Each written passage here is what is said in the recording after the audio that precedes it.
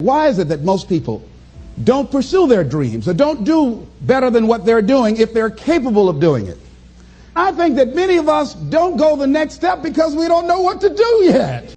And I say that the reason that we don't even explore the possibility of what to do is because subconsciously we don't believe that it can happen for us, and we don't believe that we deserve it.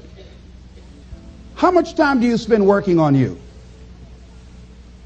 How much time do you spend every day working on your dream? In the last 90 days, how many books have you read? In the last year, what new skill or knowledge have you acquired? What kind of investment have you made in you? So I'm saying that as you begin to look at where you want to go, if you want to make it today, and things are changing so fast you have to literally run to stand still, I'm saying that you've got to make some conscious effort to begin to work to develop you. Here's something else. Most people are not living their dreams because of fear, ladies and gentlemen. I was in Columbus, Ohio yesterday speaking for a particular Ohio department. A young lady named Karen who greeted me, who organized the event, very talented, very skillful. And she was talking about she wanted to become involved in the consulting business. I said, why aren't you doing it? I said, you have the abilities. I said, you're not here because they like you. You're here because you're doing the job. You're making things happen. And she came up with all kinds of ideas, but finally she said, I guess I can't see myself doing it. I guess I'm afraid. Fear, limited vision, and lack of self-esteem is what keep most people doing things they don't want to do. I flew from Columbus, Ohio to Denver, Colorado to a major communications company. And the person that picked me up at the airport told me about the fact that the company was planning on having a major downsizing. And they offered some of the employees there an early retirement, and some of them will earn as much as $300,000. And they said, this is the last time that you can take this offer. If you don't do it when we have the downsizing, you might be among those who will lose their jobs, and all you will get is your severance pay. And only 50% of the people who were eligible to take the $300,000 took it. The others were afraid to take a chance on themselves. The others couldn't see themselves beyond that company. They couldn't see life after that company. The same reason that people stay in relationships where they're abused or they're unhappy or it's unfulfilling. They can't see themselves beyond that relationship. They can't see themselves enjoying life without that person. They think that this is all that they can do. The same reason that people get stuck at a certain level in life. They can't see things being better for them. And they think that this is it and this is all they deserve. This is all they've ever seen. It's been passed on to them. And they think that this is it for them. Oh, no. I was looking what Dr. Blanton, Smiley Blanton, who is a colleague of Dr. Norman Vincent Peale, what he said about fear. He said, fear is the most subtle and destructive of all human diseases. Ladies and gentlemen, fear kills dreams. Fear kills hope. Fear put people in the hospital. Fear can age you. Fear, ladies and gentlemen, can hold you back from doing something that you know within yourself that you're capable of doing, but it will paralyze you. And it seems like you're in a hypnotic spell. And I ask you a question, what is the benefit? What's the benefit of allowing fear to hold you back? What's the benefit of giving up on yourself? Of not stepping out on life and taking life on? What is the benefit for you? What's the plus in that? It's one of the things I had to ask myself. So I didn't want to make any mistakes. I wanted everybody to like me. I wanted to be perfect the first time I did something. It's not going to happen. You're going to make some mistakes. You're going to hurt some folks' feelings. You're going to create some enemies whenever you decide that you want to begin to take life on. You've got to ask yourself, how long am I going to allow this to hold me back? I like what Zig Ziglar says. He said, fear is false evidence appearing real. That is an illusion that we create in our mind. It is a state of mind that can be changed. So let's look at how we can begin to take some steps to restructure that fear, to begin to expand our visions of ourselves, to begin to increase our self-esteem. Webster said that self-esteem means confidence and satisfaction in oneself. Look at your life right now. Whatever you've done up to this point in time, your life is working. Whatever you have produced, it came out of you as a result of the kind of person that you have become. It's a result of your choices. It's a result of your consciousness. Now you have to ask yourself, are you satisfied with what you have produced? Is this what you want? Would you like for things to be better than this? Do you believe that you deserve better than this? Or are you content? This is it. You don't have to do anything else. That you've already resigned yourself in life and say, well, I'm happy. I'm not starving like the people in Calcutta. Are you allowing yourself to get off the hook like that? Or do you believe somewhere in the back of your mind or in your heart that there's some other great work for you to do? There's something else that life has for you. And that's why you're here. How do we handle this fear factor? How do we increase our self-esteem? You have to begin to fortify yourself. How do we do that? I believe that you have to begin to consciously monitor your inner conversation and start talking to yourself. Start building yourself up. Sometimes the only good things you will hear about you are the things that you say to you. Young lady that was in the audience this afternoon said to me, I told myself yesterday for the first time, I'm proud of me. And she said, I felt good about that. So I'm saying learn to be your own booster. Start building yourself up. Start encouraging yourself. Start saying, I can do this. I can make this happen. When I started thinking about becoming a speaker, I said, yes, I can do this. I can make this happen. When I start trying to convince myself I can be a businessman after flopping and failing and losing thousands of dollars and feeling stupid and dumb and having people take advantage of me because of what I didn't know. I had to talk to myself because people were saying to me that I was dumb. And somewhere in the back of my mind, I was saying, you're right. Look at what I've done. I had to say, no, Les. Hey, come on, man. Get yourself together. You can handle this. You just haven't figured it out yet. It's all right. This is your training period. This is the tuition you have to pay for what you don't know. You can do this. Other people have done it. It doesn't take an Einstein. Get you some people that can teach you some stuff that you don't know. Get you some people that have done it successfully and learn from them. Take some seminars, workshops, read some books on how to manage a business. Change the way you see yourself and begin to tend to the personal details. Understand that nobody's going to take care of your business better than you. And when I start changing that kind of mindset of beating myself up because of my mistakes and start looking at the possibility of my doing better, of my making the adjustment that would enable me to do what I want to do successfully, things begin to change. And I'm saying, stop beating up on yourself. You do it. I know you do it. I've done it. It's a natural inclination for us to put ourselves down.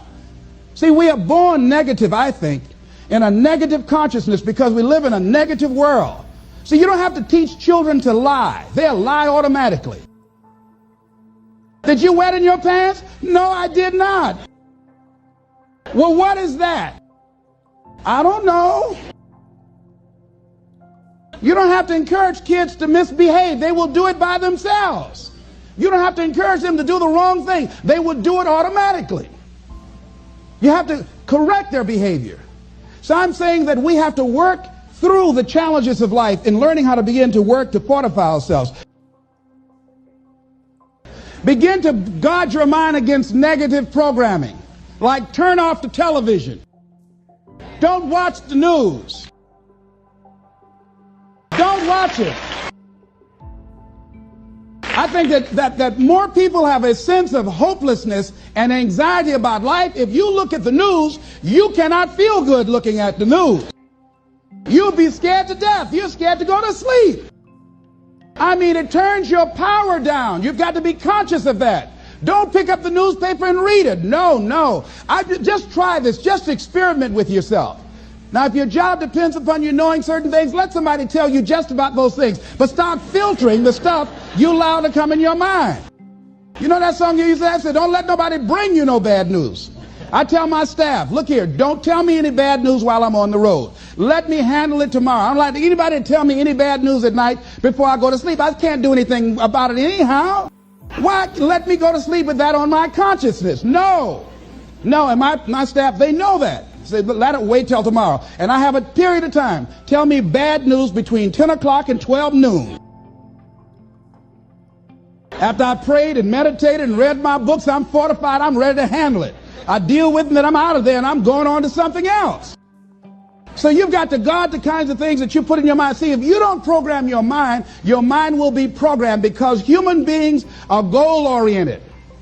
That's why we die of broken hearts early. That's why we're running through life to early graves. We're going through life, ladies and gentlemen. And I think that Henry David Thoreau said that most men live in quiet desperation. Most of us go through life running scared.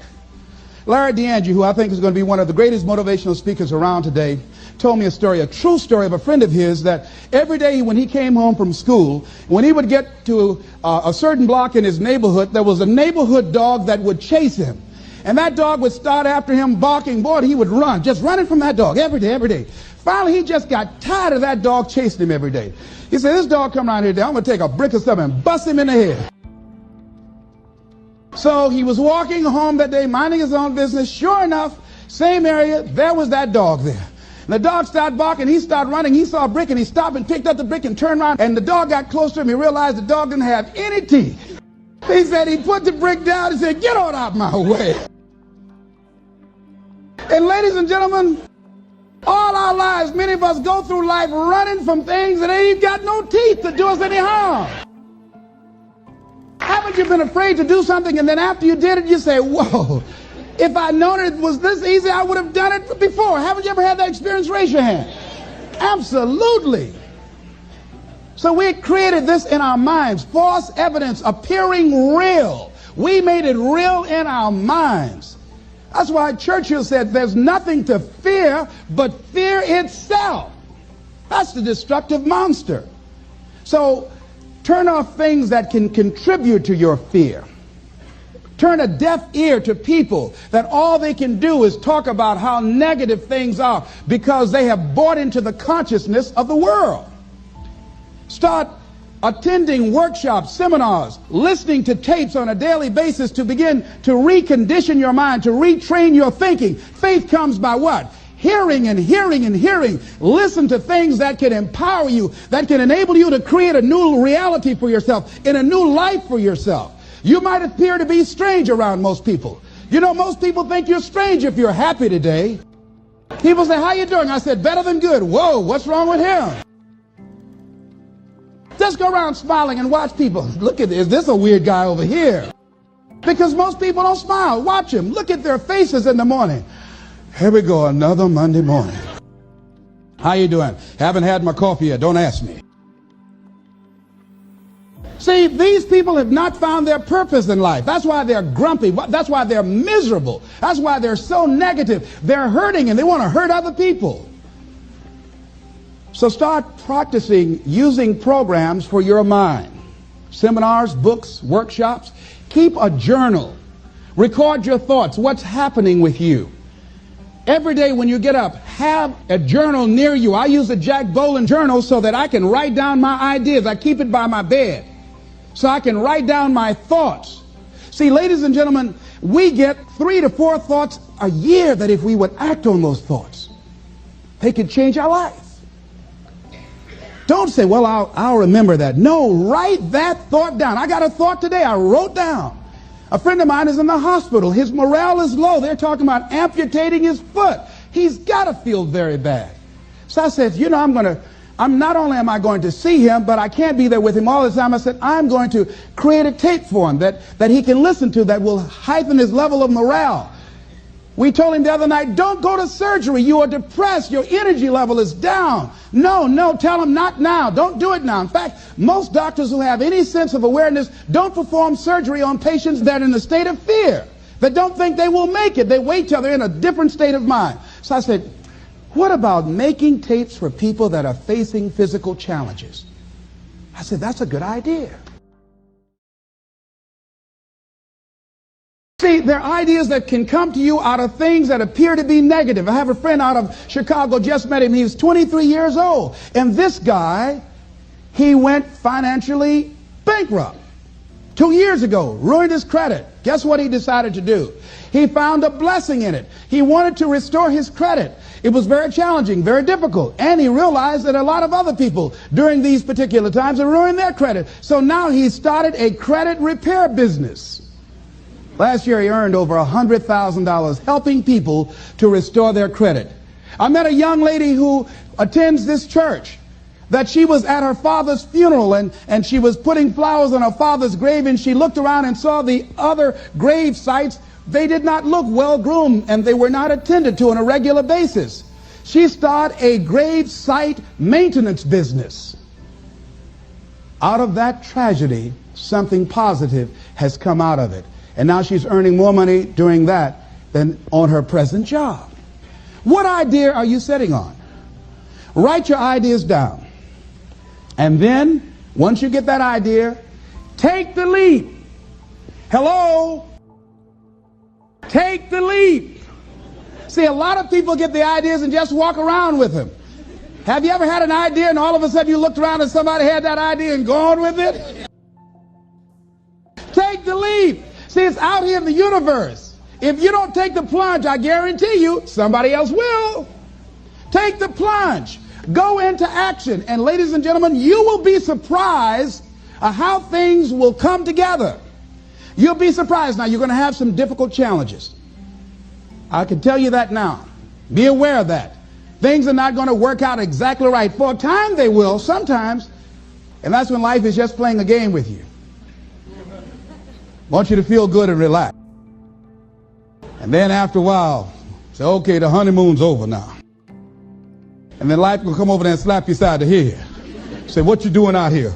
Well, this is my dream life. Is that right? Come over here a minute. Oh, you went to the seminar, huh? Come here. I can tell you that. But ladies and gentlemen, go into action with your dream. And don't avoid where the fights are. Get in the midst of the fight. And get some hickeys on your head. Get knocked down so you can learn how to fight, so you can hold your position. See, most people don't get out in the arena of life because they don't want to fight. Most people don't get out there because they don't want to get knocked down. They don't want to be dropped to their knees. But see, you're going to be dropped whether you're on the field or whether or not you're sitting on the sidelines. You're going to be dropped. So at least get dropped for something. Don't get knocked down while you're sitting down. See, that's how most people are spectators in life. You don't want to be a spectator. You want to get out in the field where the action is. And you will be amazed. After the struggle, there will be a calm period and things will begin to click for you. Come out here with what you got. You don't have enough money? Don't worry about it. You got the dream. You got the idea. You don't have enough resources? Don't worry about it. You need some help? Don't worry about it. You get out here in the arena, someone will look at you and become inspired and say, hey, can I help you? But if you're sitting up on the bleachers, nobody's going to ask you anything. It's as if we're all a piece of carbon that can be a priceless diamond, but we all have the value going in. All we have to do is cut and shape it. With what? An identity. What identity? Each human is born with 5 to 7 major talents. Do you know what your 5 to 7 are minimum? The ability to hold a scalpel steady is inborn. Tweezer dexterity is inborn. Finger dexterity is inborn. The ability to deal with words is inborn. Colors and shapes and spatial relations are inborn. They need to be brought out of the soil and watched and developed. What are yours? Sure, there are your hobbies, but you can earn money with them as well. And even if you don't, you want to spend more time doing what you love, your identity or your talent, strengths, and a positive label. Competence can make up for all three. If you didn't have a winning family, if you've never felt worthy, and if you don't know what your identity is, you can still become a champion by competence. That's called self-efficacy. When you begin to do something and it gives you a feeling of control over the outcomes of little things, local competence creates global risk. In other words, when you do something locally that's successful, you want to take on more responsibility and risk. And therefore, self-trust is your ability to solve minor problems and then bigger ones. The key to self-esteem is the ability to take your value and pay it forward or pay it out, and to be able to accept it when it's paid to you. And many of you have known through the years that all of us who talk about it say that one of the biggest tip-offs on self-esteem is eye contact when you're talking and listening without looking down and away. A child who can raise his or her head up and look you in the eye, reach out his or her hand, look you in the eye, and give you their name. Hello, my name is, and mean it. Even liking the sound of their own name. When you make a telephone call, you always give your own name first as you're calling. Why? Value, available, to serve, to be remembered. When you're answering the phone, you give your name, even at home. Why? They may not know you're there. They may not know it's your home. So you tell them who you are. I know my kids have said, "We know, Dad, just checking." Because I give my name, Dennis Waitley. I remember writing my first book, The Psychology of Winning. It wasn't any good, so I left it in the drawer for 5 years. It wasn't the book wasn't any good, the author wasn't. There's a difference between what you do and who you are, and if you don't feel worthy as an author, you just can't get anything published. And I remember sending, like all authors do, you remember Stephen King, you remember what happened with Carrie, you remember that he sent it out, 15 times, you remember how many times it was rejected, you remember when the baby got sick, you remember when they pulled the phone out, remember he was making $50 a week working in a laundry. How would you like to walk into a laundromat and find Stephen King? Hi, come on in. I'll tell you a story while we're going through Spin. He could play an instrument. He played a musical instrument and he wrote, but his wife just got tired. The baby was sick. They had no phone. So she sent Carrie out one more time. So it became the best-selling book and the best-selling movie of that year, and ever since he's done it. It really takes this kind of persistence and accepting any value and paying it out. So when anyone says anything to you of any value, please learn the Olympic way of accepting a gold medal. The Olympic way is to put your shoulders back and say, "Thank you, I appreciate it." If you say, "Just lucky, I guess," they'll know it was. If they say, "Great golf shot," and you say, "Close my eyes and swung," they'll say, "Right on, duffer." If they bring you a present for your birthday, please don't say, "Oh, you shouldn't have, you spent too much." They'll think they did. And otherwise you won't get a raise either, because you may not be worth it, your humble self. Humility is serving others with grace. Humiliation is where you're constantly knocking the product, believing that if you knock yourself, you'll be a steward. No, you won't. People always listen to the way you explain yourself, the way you talk about your problems, the way you communicate. It's a tip-off. Self-esteem is the ability to pay value forward and accept it graciously when paid to you. And a lot of it has to do with the way you talk. So you can accept it comfortably. You can praise and critique performance without feeling rejected. You can reinforce good behavior and boost it if it's a failure. Being clean and neat is a tip-off. People who hurt themselves don't like themselves. People who help themselves like themselves. Eye contact, communication, and positive self-talk. You've heard it 1,000 times, but in a minute I'll give you the Olympic way. I believe that winners believe in their dreams when that's all they have to hang on to. I believe that what gets in the way is fear, and fear is always of catastrophic danger. Fear is obviously of rejection. Fear is of failure and of change, the unfamiliar. The unknown, the unfamiliar, the rejection. The bottom one is where I've been stuck. Most speakers claim they're raised in a poor family. I was. My father was a penniless alcoholic, died of lung cancer and cirrhosis of the liver. He said, "These things will kill you," and they did. And he smoked because he saw the movie actors and actresses smoke. And during our days, the best seats in the theaters were all smoking. They were called the loggias, and they were all leather with ashtrays. And so the smokers would sit in the best seats in the house. They'd buy the cigarettes out in the lobby and be smoking. We could just barely see the screen, which is why we sat in front. So he drank and smoked himself to death. And as a result, I grew up with the fear of success, doubting myself and feeling guilty when I had success. If you've come from a family that does not have money or success, you might think that you're just a little reckless, believing that you're worth it. But overcome the fear of doubt and the fear of guilt. Guilt is when you get the biggest piece of cake at your own birthday. Guilt is when you do well and other people say, I got lucky. And they think you're selfish because you're successful, but you must be able to step out and forward and handle the guilt and doubt that other people may have.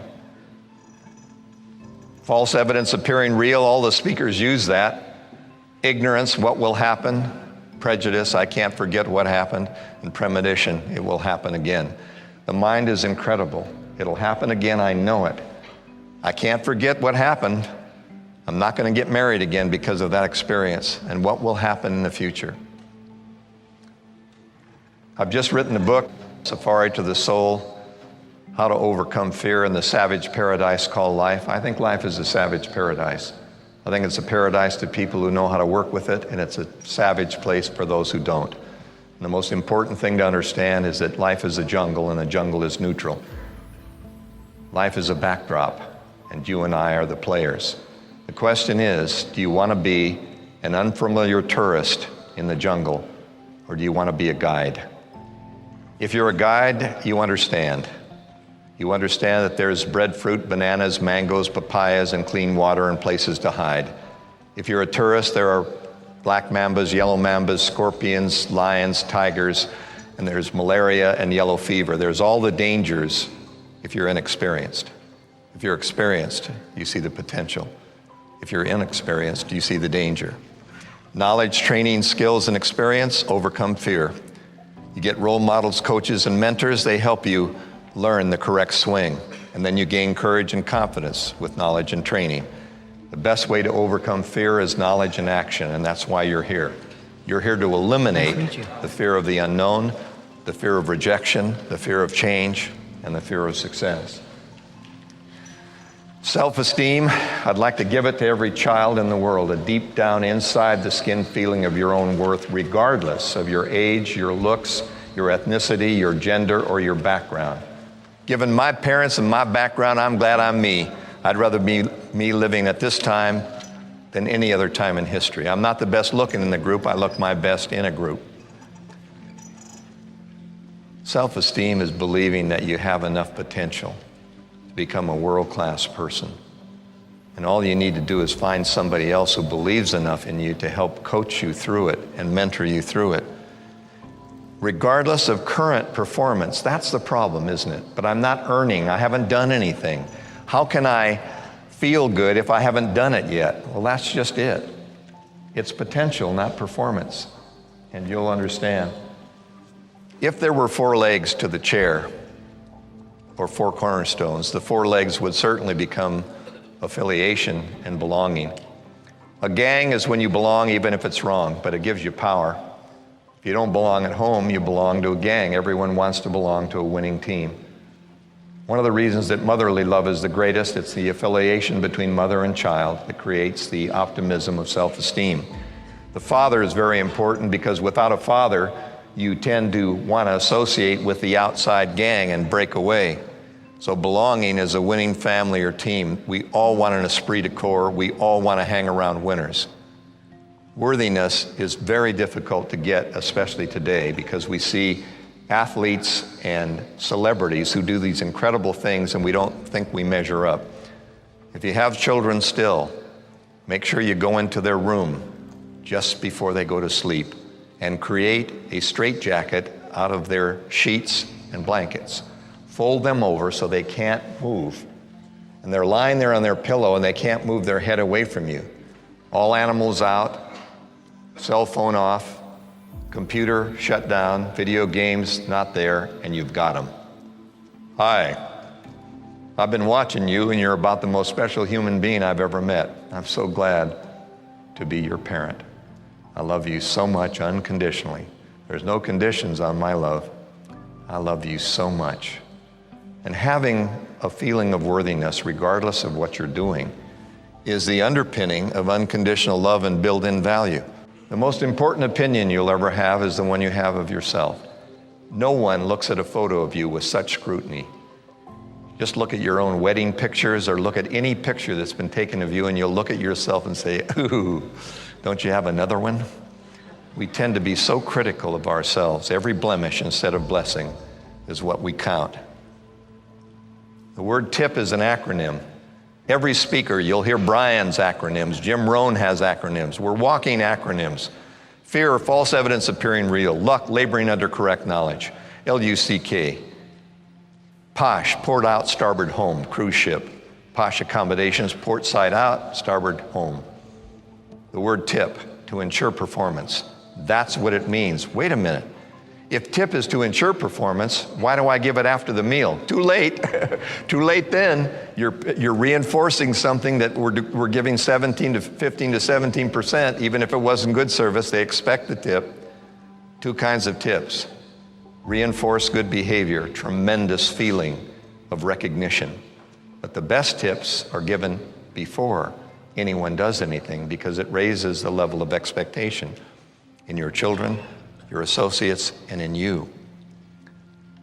Would you want a tip on a good stock? You bet you would. Well, why would you bet on them? They haven't done anything yet. How about they have good management? What does that mean? It means they're going to perform. Yeah, but you want me to bet on them before they perform? Yeah, you invest in them and then it goes up. If you wait until after, it's too late. The people are already selling when you're buying. A tip is an expected level of achievement which you want to give to yourself and other people because only an expected level of success is motivational. And if you expect more from yourself and others, you will perform more to that expectation than anything else.